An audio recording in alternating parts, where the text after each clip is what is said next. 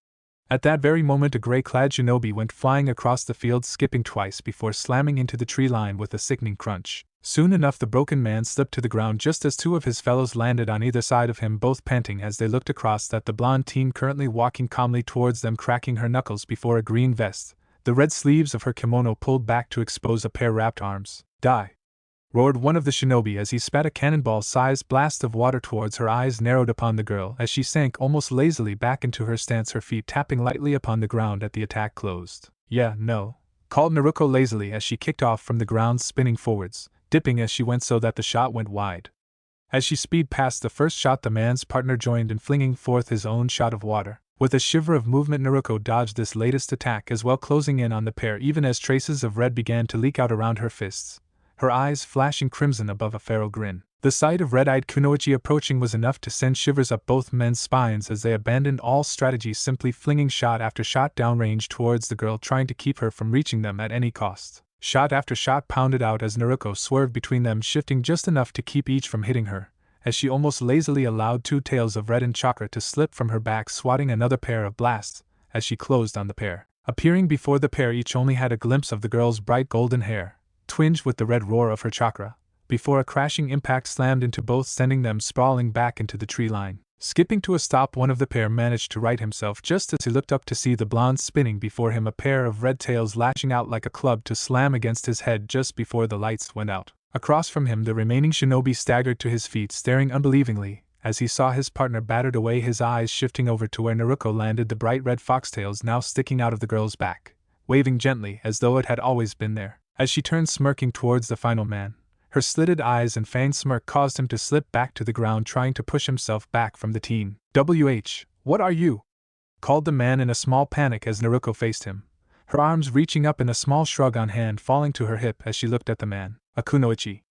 Do, chuckled the blonde a moment before. With another flicker of movement she disappeared, flashing before the man just as she buried a fist into the side of his head, knocking him unconscious as he slumped to the forest floor. Well, that was disappointing, muttered Naruto as she glanced around her for a moment before allowing the red foxtails she had sprouted to drift lazily before her as she pulled them to her, rubbing her face against it with a happy smile on her face. Man, I love this thing, cheered Naruto as inside her mind a heavy sigh echoed out. My tails are not for petting, growled the Kyuubi as Naruto shot him a mental glare. Yo, well, I had to work to make this thing appear, so I'll enjoy it, shot back Naruto, smiling as she nuzzled the tail for a moment longer. You know, I could tell the others you like to do this. Wonder how the big bad kunoichi would look then, called the fox slyly as the blonde froze both her body as well as the tail going stiff as she narrowed her yes, a pouting look crossing her face. That's low Karama, muttered the girl as with a sigh she let her eyes blink back to their usual blue completion, feeling the fluffy tails disappear from her grasp with a small sigh of disappointment as she turned back towards the clearing where she could distantly hear a few shouts. Well, let's see how the others are, not that these guys were much of a threat, muttered the blonde as she raced back towards the clearing. Meanwhile, just about the time Naruto was shooting off into the forest after her opponents, her sister was staring down three of her own, one hand lazily spinning a single sliver blade dancing with flames so that it appears she simply held disc of fire as her other held her other four pointed blades, her red eyes looking across the three before her. I would suggest you play this smart and give up, called Minami as the heat from her blade caused a small gust of warm air to brush against her face, causing her hair to flutter slightly in its wake. We stand for the Lord of Rain, we will never falter, roared one of the three, his garb a mix of what was likely once a uniform from Kumo, the blue and white now smattered with ash from the fight. With a shake of her head, Minami sank slowly down, her arms stretching out behind her as her blades began to spin anew, flames licking out behind her. Have it your way, whispered the redhead before she stepped forwards, flinging the first free disc towards the three. In an instant all three shinobi scattered, the disc racing past as they turned back towards where the redhead stood, only to see a small flash of red where the girl had once stood. Before any of the group could do more than look across in confusion, the center shinobi let out a howl of pain as a spinning blade still trailing a river of fire cut across his back, splashing a wave of crimson out past his gray vest. As the pain flared up, the man turned just in time to see Minami's let coming around to smash into the side of his head, sending him crumpling to the ground as on either side of him the remaining pair leapt back. Landing softly from her strike, Minami glanced between the two shinobi still standing, her blades once more spinning in her hands, the red light they produced dancing across the light and dark green of her battle kimono and vest ahead, causing both to wave slightly, giving the girl an unearthly look to her, as though a tongue of flames had simply decided to alight upon a grassy field without setting it ablaze. Ho! How?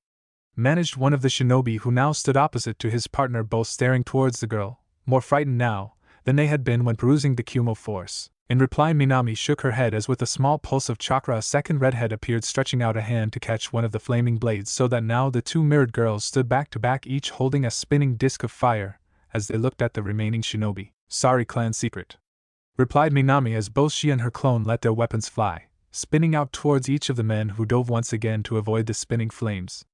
As each leapt they saw again as the redheads disappeared into a flash of red light.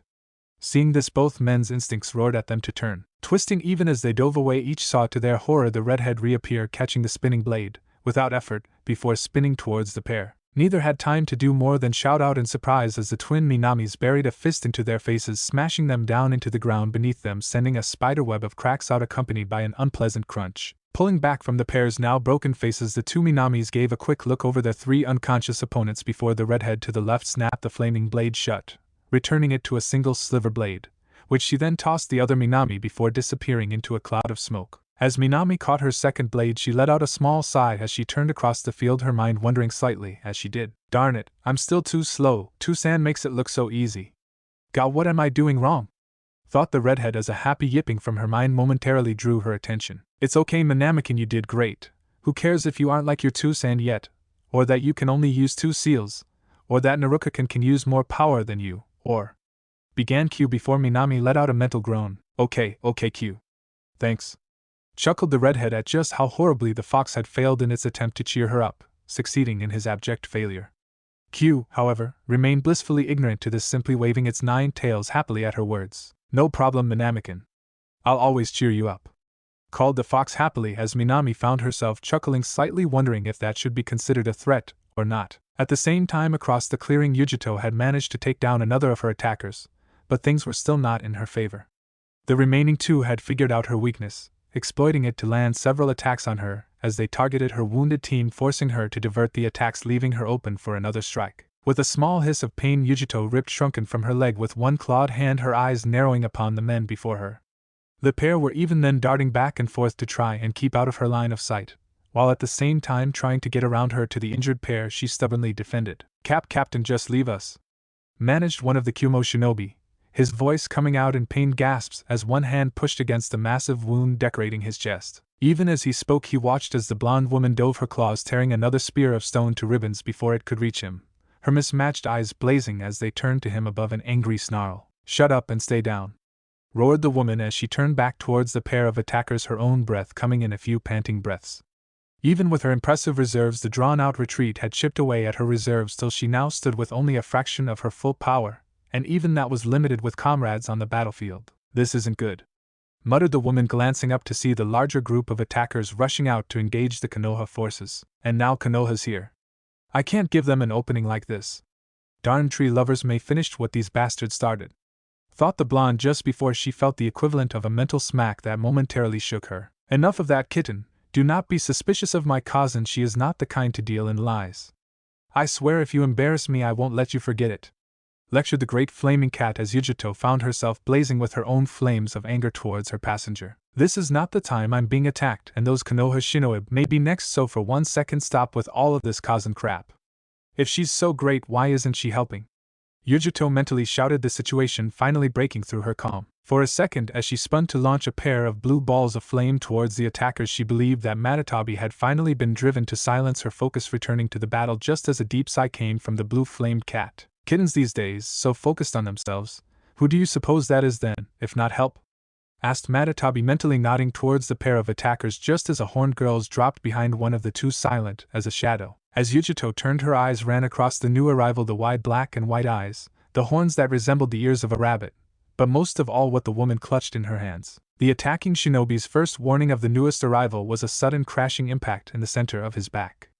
As the overwhelming force came, there was a dull thrum of power as he suddenly felt a wave of chakra building behind him before he was flying across the grassy field, rolling to a stop just before his partner. As he rolled to a stop, his whole body shivered once before simply shutting down his last glimpse, before his mind joined his body, being of his partner now looking horrified at whatever had done this to him. Joining Yujito, the remaining attacker stared in open shock as Hinata rose, tracing down the woman's bare arms to the long handle of what looked like some kind of glowing blue hammer. Oddly enough, the hammer itself was longer on one end than its other, like the kind that old fairy tales told of rabbits using to pound out treats for children. As the pair watched, Hinata pulled the hammer up to cradle against her slightly as he looked up at the remaining shinobi, who stood frozen as he looked across at the one who had just attacked them. "A Momoka rabbit?" managed the man in a tone of blank shock just before Yujito flickered behind him, a pair of clawed hands dancing out towards him as she did. The next moment, with a slight cry of pain, the man crumpled to the ground, fresh crimson lines now drawn across his chest. Even as the man fell, Yujito spun to face the horned girl, her mismatched eyes moving up to meet the girl's own. For a few moments the two simply stared at one another before, with a heavy breath, Hinata let her horns and hammer fade, the chakra constructing both flickering for a moment before dispersing as she blinked her usual pale eyes back towards the woman, who blinked a few times, a little surprised by the sudden change. A hyuga? What the hell was that? I've never heard about hyugas having horns? Thought Yujito before Hinata's calm voice called across to her, cutting off her thoughts before they could continue anew. Will you let me help them? Asked Hinata calmly, looking to the pair behind Yujito as the blonde turned her gaze back towards Hinata, eyes narrowing slightly. This did not go unnoticed to Hinata, who in turn matched the woman's glare, her hands clenching slightly as she drew in a clamming breath. We came to help you, and if I don't hurry, those two are going to bleed out. I don't like your village either, but I won't let them die for that. Called Hinata as Yujito glanced back to her team, silently cursing at the situation before with reluctance she lowered her claws, letting the tenseness go out of her muscles. Fine, but if you try. Began the blonde before Hinata pushed past her, taking a knee beside the first shinobi. As Yujito turned, she saw the girl's hands glowing green as she pressed them to the injured man's chest, his voice coming out in a small pained groan that slowly softened as Hinata continued her work. Just like that? Is she a fool I could be after her an unmarked hyuga like this? Wondered Yujito as another sigh drew her attention once more inside as her tenant shook her head in apparent annoyance with her host. Oh, my little nephew is so cute. I'm sure Kazan is proud. Oh, and so well behaved. Remarked the cat, drawing complete confusion from the blonde woman. What? Matatabi, what are you talking about? Asked Yujito as she glanced around to make sure another attacker was not approaching, sparing a glance back to the hyuga what was engrossed in her work. Kitten, you're exhausted. We are being watched right now, and that hyuga is not open. Replied Matatabi as Yujito glanced back, noticing for the first time that a small black object was now perched upon the blue hair of the girl, a pair of mismatched glowing eyes looking pointedly at her from what appeared to be a small nine-tailed fox creature. What the? Wondered Yujito as the fox creature watched her stationary except for the continued waving of its tails. Just as she was about to ask what this was, the shinobi she had struck down began to rise behind her, his bloody chest heaving as he reached to pull out another blade to strike down the woman before him. The next moment, however, he was hit with a blast of churka squarely in the face, that detonated a second later, sending him sprawling to the ground as Yujito spun to see his now unmoving form collapse upon the field. Looking back, she saw the little fox creature shutting a small mouth composed of several oddly symmetrical points as it let out what she thought was some kind of happy hum. Thank you, Kirid. Smiled Hinata as she continued to work, drawing a small yip from the fox creature as Yujito looked between the creature and the downed shinobi, still lost as inside her head Matatabi was letting out a purring giggle. Oh, and strong, maybe Ototo is a better Tusan than I would have thought. Maybe Kazan will let me have my own. I do think another kitten wouldn't be so bad. Thought the cat as Yujito simply stood slightly dumbfounded, her eyes slowly tracing back towards the open field where the last remnants of the battle were underway. Across the field the remaining 6 shinobi stood in a wide circle around the blonde shinobi, watching his black masked face, turning between them twin dots of orange light facing each in turn. Drawing in a small breath, Naruto allowed his hands to fall to his side, each empty, against his orange coat that whipped around him. Fool, you could have lived if you'd left. Cried one of the shinobi, draped in a ragged-looking uniform red and brown like those of IWA.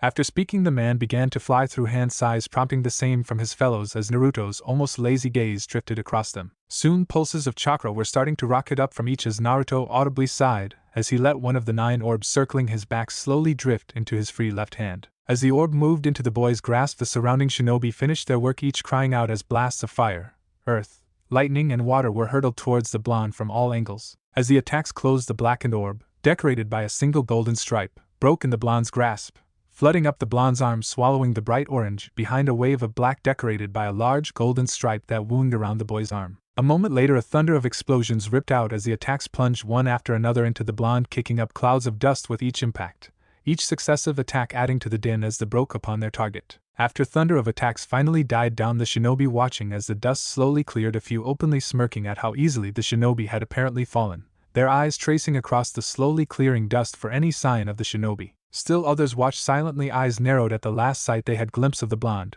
their instincts telling them that something about this was off. Good now, began one of the shinobi a moment before a grinding noise drew his eyes around just in time to see a blackened claw, the size of a small food cart, shooting out of the dust, streaking out as it plowed forwards towards him, dagger-like figures all pointed at him. Just as the man began to step back, the clawed hand opened wide as the palm of the horrible appendage seemed to ripple just as several blackened tendrils exploded out, reaching forwards to ensnare the man. With a desperate cry, the man swung a kunai towards one of the tendrils, only to see sparks erupt as for a second the blade scattered the black mass, like so many grains of sand, only to stop with a grinding sound as it connected with what appeared to be a blackened chain. Before the shinobi could get more than a glimpse of the object, it was again swallowed by the blackened sand as he found the tendrils themselves wrapping around him, dragging him forwards across the open field towards the horrible-looking claw. "Help!"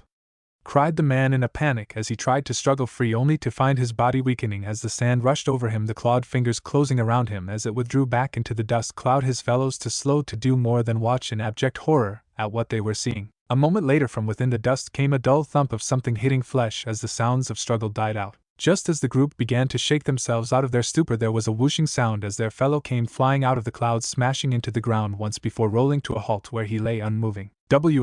What?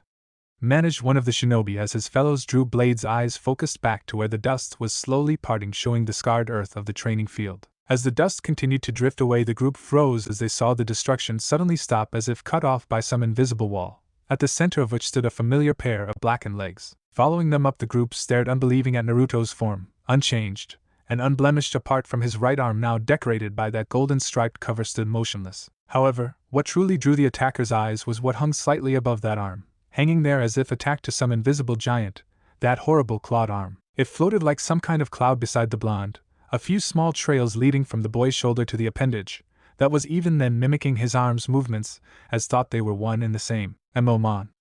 Master!" cried one of the shinobi, flinging a blade towards the blonde, who turned his blackened face around at the sound. As the blade near Naruto simply flicked his hand as the sand arm exploded out into a wave, swallowing the blade before flickering back to position as a kunai fell to the ground with a soft thump from within its blackened folds. "Really, why do they always say that?" Naruto mentally muttered as from within his mind a deep voice called out in a lecturing voice, drawing his momentary attention. "Because that is what you meatbags do, fear what is greater than you. Now let my Sochi handle your defense and finish this fight. I would like to see those that endangered my Yamato in pain," called a giant tanuki sitting upon a wave of sand as his looked across the grassy mindscape to where his mother stood looking towards the sky where the events outside were visible. "Yep, just leave it to my grandbaby and show them what they get," called Jubi, happily pumping a fist up from the folds of her gray kimono as around her, her remaining children nodding in agreement. "Right, okay Jubi-sensei, hear that, Sikaku?" Naruto mentally called as a heavy hum worked over his arm as he mentally sent another seed around to his free arm where it cracked, covering it in a similar blackened glove, only lacking the decorated strip. As the second cover shifted into place, small eruptions of chakra kicked off from each of the blonde's feet, as a few pollens exploded, rocketing him forwards towards a group of 3 attackers still frozen after what they had witnessed. With cries of fear, the trio began to fling blades and justice towards the approaching blonde. As if carrying a mind of its own, the blackened sand rushed forwards, waving out to capture the blades, or battering away the balls of flame and stone as Naruto closed, the sequence of pulsing chakra from his pollens turning him into an orange blur, as he rushed the 3. A moment later he was among them, the blackened wave of sand lashing out in a wide wave that smashed into each of them with enough force to stagger them.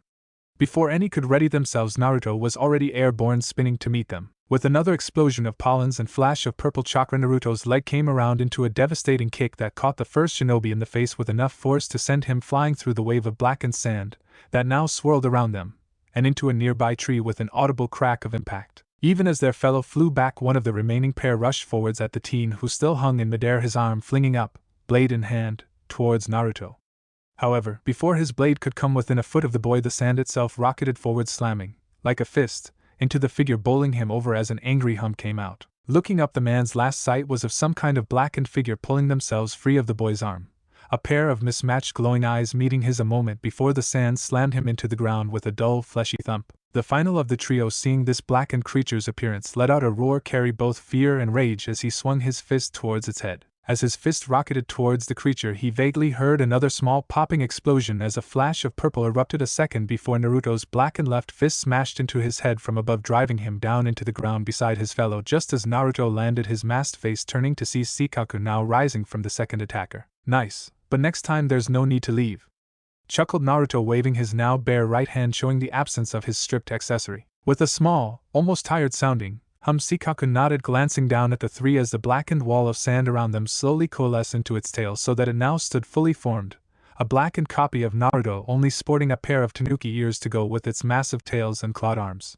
Well, look after these three, I'll let Homie handle the others, he's getting anxious after all, commented Naruto as he saw Shikaku give what almost appeared to be an eye-roll sigh as it watched the seven-striped orb move down to break across the boy's arm, swallowing it in another edition. As this finished, Naruto turned to see the remaining 5 shinobi watching him as the black sand fell away, their eyes traveling from their downed comrades to the imposing forms of Naruto and Shikaku. "Take him!"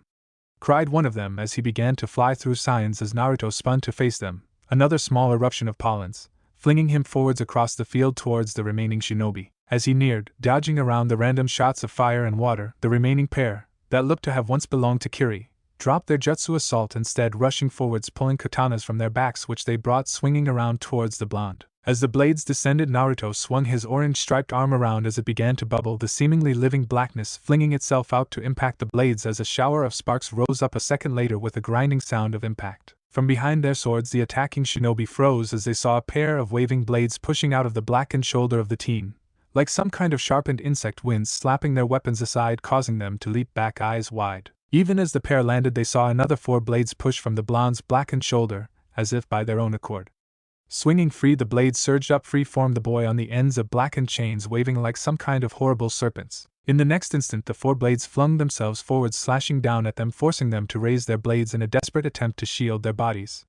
The resulting clash sent them reeling back, even as a final whip-like tendril shot out, smashing into their hands, causing their blades to go flying. As the blades spun free into the air, the chain blades whipped back from the pair just as Naruto rushed after them, the 6 blades snapping into place upon the boy's back like some kind of odd decorative wing. As the 2 shinobi recoiled from the bladed assault, they looked up just in time to see Naruto's other arm swinging forwards, the palm open towards them, as another rippling occurring a second before, a storm of black rods shot forth one after another, slamming into the pair with bone-breaking force, drawing a strangled cries from them. The rod's impact drove them to the ground as Naruto skipped to a stop, hand raised, as he watched the pair groaning on the ground for a moment before letting his hand fall to his side as he glanced back across the field. "Well, that was fast. Guess they were more worn out than I thought," muttered Naruto, as his mask slowly cracked, falling away into a small wave of pollens, his remaining seeds dropping down to form in the blackened seedlings. As the black figures appeared, Naruto let out a small pulse as his black wing shrunk back into his blackened arm. After a small shiver, the striped covering receded into a familiar orb that Homie soon emerged from, a moment later dropping the ground beside him.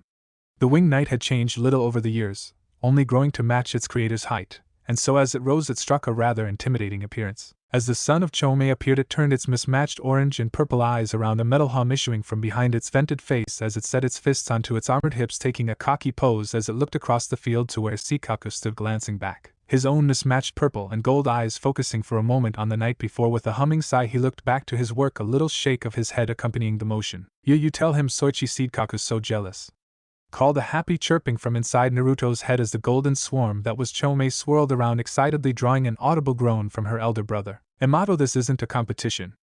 And even if they were, Shikaku is far superior to Homie," spoke Shikaku in a heavy tone as from across the grassy mindscape Q let out a huff, drawing a few eyes. "And Kid is better than anyone because he's fluffy," called the fox happily as from before the cage the small form of Kiri that now resided within the mindscape rolled around, trying and failing to grab at the massive tails of Goku, who was enjoying pestering the small fox. Both Homie and Shikaku blinked over at this performance before turning to see Jubi watching them, all her arms folded. "My grandbabies are not a competition, they are mine," stated Jubi, simply eyeing her children, who each paused for a moment before nodding in understand, bringing a smile to the woman's face as she turned back to the outside world, where Naruto couldn't help but smile at the bit of the conversation he had snatched. With a little shake of his head, Naruto pointed towards the downed group as Homie and the rest of the seedlings set to work gathering them, leaving Naruto to turn his eyes around to see Naruko and Minami, aided by clones, doing much the same as him. As the clones and seedlings got to work, Naruto found himself moving over to where Hinata was finishing up her work on the Kumo forces,